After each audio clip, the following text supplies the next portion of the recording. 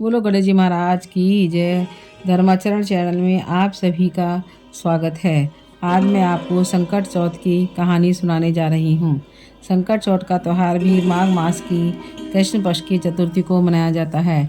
इस दिन संकट हरण गणपति गणेश जी की पूजन होता है।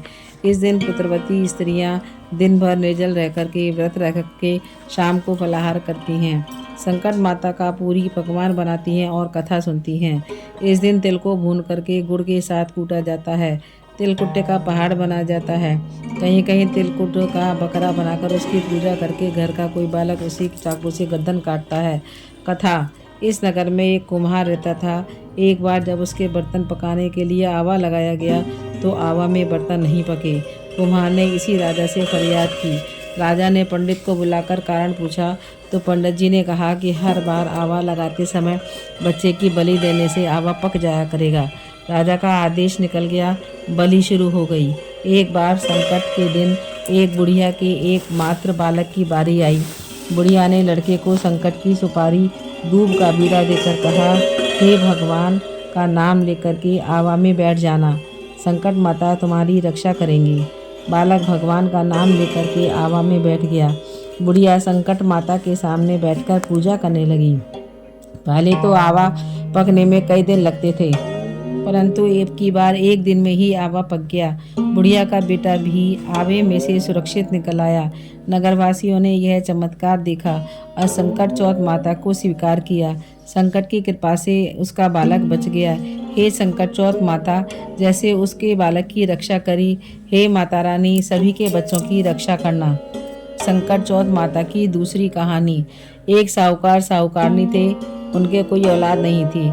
एक बार महा महीने की चौथ का दिन पड़ा और औरतें चौथ की कहानी सुन रही थी। तब साहूकारनी उनके पास जाकर बोली, तुम क्या कर रही हो? वे बोली, आज चौथ का व्रत है, यह कहानी सुन रहे हैं। साहूकारनी ने पूछा, चौथ के व्रत से क्या होता है? वे बोली, इससे अन्न वस्त्र भंडार बेटा सब कुछ मिलता है। साहूकारनी बोली, अगर मैं गर्भ से रह जाऊं तो सवा शेर का तिलकुट्टा करूंगी और चौथ का व्रत करूंगी। बाद में वह गर्भ से रह गई और उसके लड़का भी हो गया। फिर वह बोली, हे चौथ माता, मेरे लड़के की शादी हो जाए तो सवा मन का तिलकुट्टा बनाऊंगी और चढ़ाऊंगी। शादी भी तय हो गई। बारात लेकर लड़का ब्याह के लिए चल दिया। चौथ माता ने सोचा, यह साहूकारनी कब से तिलकुट्टा बोल रही है और बेटे की भी शादी हो रही है, तो एक बार तिलकुट्टा नहीं किया, इसका चमत्कार नहीं दिखाएंगे तो हमें कलयुग में कोई नहीं मानेगा। उधर बेटे के 3 फेरे हो गए।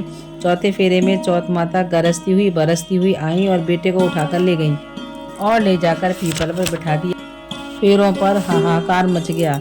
सब लड़के को ढूंढने लगे पर कहीं भी नहीं मिला। कई दिनों बाद गणगौर आई। लड़कियां गणगौर पूजन के लिए गई हुई थी। पीपल के नीचे दूब लेने गई तो पीपल में से एक आवाज़ आई, ओ मेरी अधब्याही। ये बात सुनकर लड़की सूखने लगी। लड़की की माँ बोली, बेटी मैं तुझे अच्छा खिलाती हूँ और भी तू क्यों सूख रही है? लड़की बोली, मैं दूब लेने जाती हूँ तो पीपल में से आवाज़ आती है, आ मेरी अधब्याही। माँ ने जाकर पीपल में देखा, वहाँ शादी का जोड़ा पहने वही जवाई बैठा हुआ है। माँ ने पूछा, मेरी बेटी को अधब्याही छोड़कर क्यों बैठे हुए हो? लड़का बोला, मैं तो चौथ माता के पास गिरवी हूँ।